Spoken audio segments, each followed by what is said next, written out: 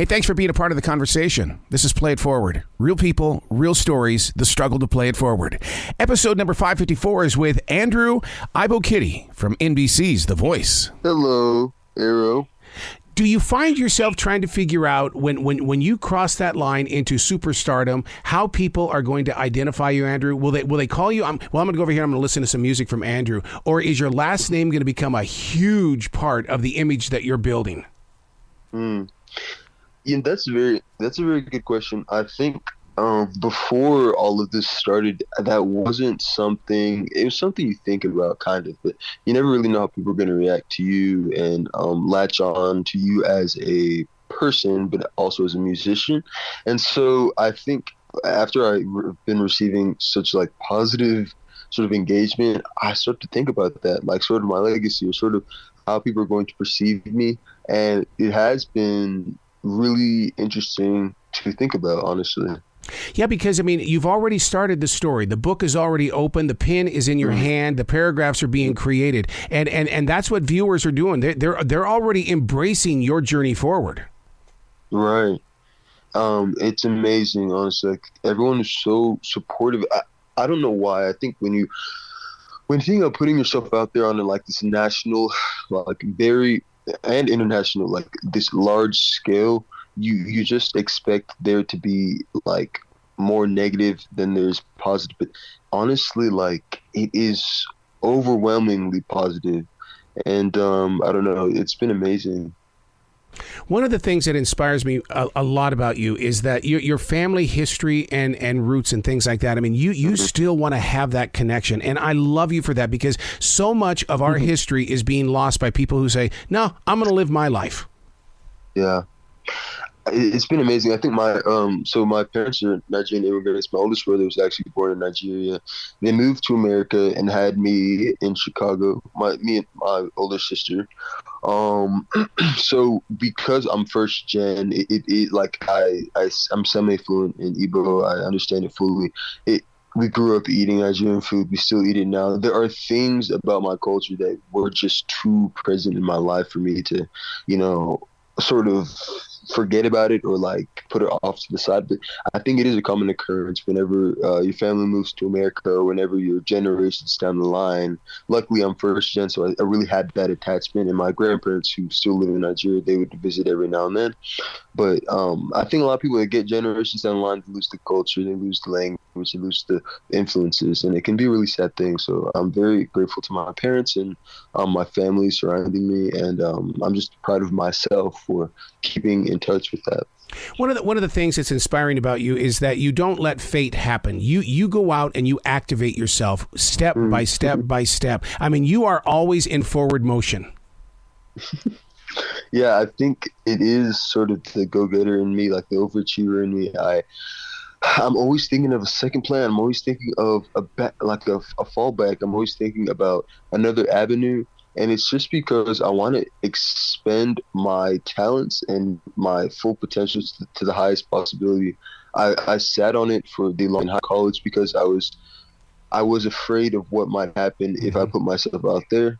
And I think I've grown to realize that I've been blessed. I've been given a lot of different things that I can do, and I want to try to see if any of them stick or if all of them do. And 2 of them have been sticking. Do you see music being a great medicine for people? Oh my God, yes. I think music has been one of the biggest, healing things in my life. Truly, like any sort of negative thing or positive thing that's happened to me has been if not remedied, soothed me in some way, made me, and it's also like it's markers, it's like highlights of my life. When I think about certain parts of my life that I loved or that I was having a hard time in, I think about it in terms of music. I think about it in terms of the song I was listening to on the radio. I think about it in terms of the song my mom played when we were cooking our Thanksgiving dinner. It truly is such a big part of my life and of everyone's life in some way. How did you get up to Hot Springs from Chicago? That's a wonderful question, and I wish I could tell you. I My parents, we moved around a couple times. We went from Chicago to Iowa to Virginia to Arkansas, and I remember thinking like, why? Because Arkansas was such a difference from Chicago, such a difference from Iowa and Virginia. But it was for my mom. She got a job as a cardiologist at the hospital here, Oh wow. and so I remember just thinking, okay, this is like, I'm just gonna have to move on, and like, we'll only be here for a couple years. We move all the time, and then we just ended up staying here. So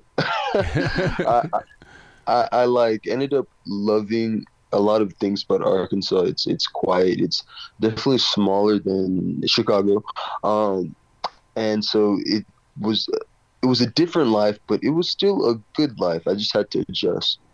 I mean, first of all, the lay of the land in Arkansas is amazing. I mean, it's like it's very poetic. It's like there's music in the hills. I mean, I mean, you're there for a reason because you're picking up on a vibe there. Mm-hmm. I agree. Yeah, Completely. It's very like natural state, you know. well, you being in medical school, how fast are the lessons of medicine changing? I can't imagine how science is changing your landscape. Hmm. It's in terms of like my courses, how quickly am I learning stuff, or In general, because I mean, look at what's happened to medicine just in the past 2 years. I mean, it's just crazy. it is insane, honestly. I think it's really in a sort of indication of that is like I'll be in class and a lot of it will be like, we don't really know about this just yet, or this is changing even now, and I'm like, wow. So like I can only imagine how people in medicine were like learning medicine. People in med school like 10 years ago felt, or like years before that. Like it's always just ever evolving. And it's an amazing thing because it's working to our benefit that it's ever evolving. But it's just really fascinating that what we're learning can't is not necessarily the cold hard truth and may not be the truth in like the next couple of minutes. Yeah, because I mean, there's always something new being introduced by some sort of company that's trying to help, bring peace to other people's minds. There was a Native American medicine man I sat down with, and he says, remember that in the Western world they practice medicine, and it's like, wow, you just took a lot of energy from doctors, because I don't look at them as practicing, I look at them as being professionals.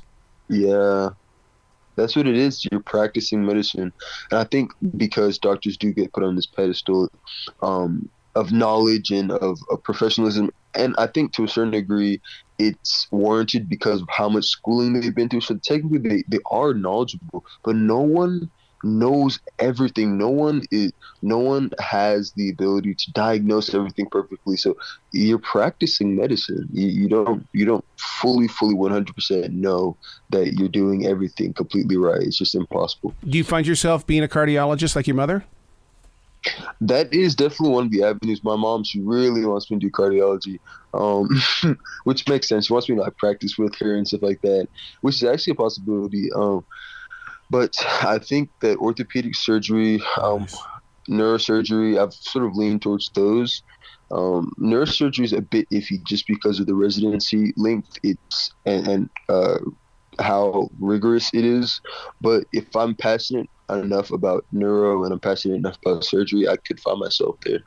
My God, what your imagination! Are we going to see a TV show about you one day? It's going to be the singing doctor. You're going to be working on those nerves and stuff like that, just singing songs to your patients.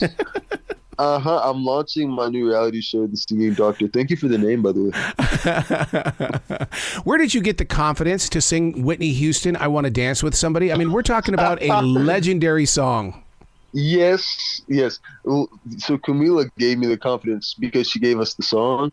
And so I remember looking at Zach and thinking, oh my God. But like, she just gave us Whitney Houston, and they didn't even show the clip of us reacting to the song, but it was honestly like, we were like, oh my God, what are we going to do? What are we going to do? And then we heard the cut of it, and the cut is very different from Whitney Houston's. It's still like the bare bones are there, obviously, never to leave, but it's a more acoustic, like, taken down, it's definitely a different vibe, and from there we could sort of see ourselves being in that performance. And so yeah, it was honestly amazing. Sometimes when I think about the fact that I sang Whitney Houston on like national television, I like shudder a bit. I completely forget that I was singing that song. Like, it's amazing. Oh my God. I mean, I was that jock on the radio that when Whitney Houston appeared on the music scene, then it became a competition between her and Mariah Carey. And it was like, oh my God, I'm living history. And so, I mean, and of course I went with Whitney, and it's just because she's got that voice. Mm-hmm. She's honestly insane. When you say that you took the song down like to an acoustic version, was that inspired by Camilla? Because Camilla is really into that vibration of getting inside the soul with that guitar. For sure. Yeah, I think it was definitely her idea. It was never an upbeat situation. Like, I think parts of the song performance were upbeat, but it was never from the beginning. The cut was a very acoustic situation, which that was lovely, because I think if it had been an upbeat disco pop, it might have been hard to settle into that for both of us, because we are more legato, emotive, slow song singers, and I like to sing upbeat every now and then, but for the most part, for a duet, it would be hard for, I think, both of us to do. Oh, I'll tell you what, Andrew, the one thing that's missing from my dance floor at all these weddings that I do is a great modern day slow song. I rely so much on the classics, and it's like, man, I wish there was something new today that really could get into the vibration of love. So true. Are you working on songs like that? I mean, you got to be doing something. I mean, you're not just sitting there, wanting to be a doctor and a musician at the same time. Yeah, it's been amazing how many opportunities this has afforded me. I've been able to record music and make partnerships with people for future recording music, and it's just like so cool.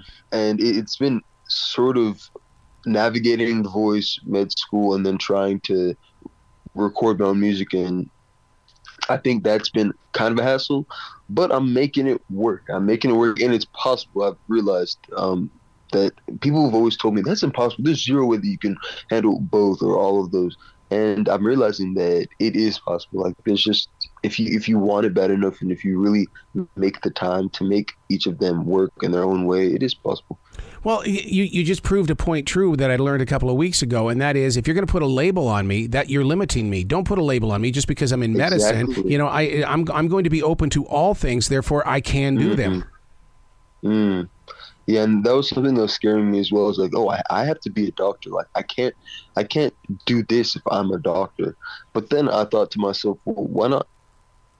Why not? Like, what makes it to where being a physician, studying medicine, means that I can't also study music or be a musician? There's no rule book. There's nothing that's set in stone that tells me I can't do it. So I don't see why not. Oh, I love your passion. I love your drive. I just wish more people had your vision and visibility of what is to come. And the only way you're going to get there is you've got to make an effort. Exactly. That's the whole thing. So like, will we one day see your office with a recording studio in it, and they're going to go, Dr. Andrew, you're needed right now. Yes, I'm on my way. And then when you come back, you record a song. Yes, something like that for sure. I'm telling you, it can make a wonderful reality show. Oh my God. Where can people go to find out more about you, Andrew? Because I want people to know you. I want them to experience your all. I think my Instagram can be a little like, I don't post that many like private things on my Instagram, which is Andrew Igbokidi. But my TikTok, which is just my name, or Iggy498. That's sort of my more personal side. I have a lot of more personal videos of me, and videos of me singing, videos of me at my shoots, like different like modeling things I've done. So it's like really nice, actually. Excellent. Well, Doctor, I look forward to talking to you one more time, except I don't want to be on the table when I have that conversation. I want to have a real conversation face to face. Yes, of course. You be brilliant today, okay, Andrew? Thank you. You're amazing.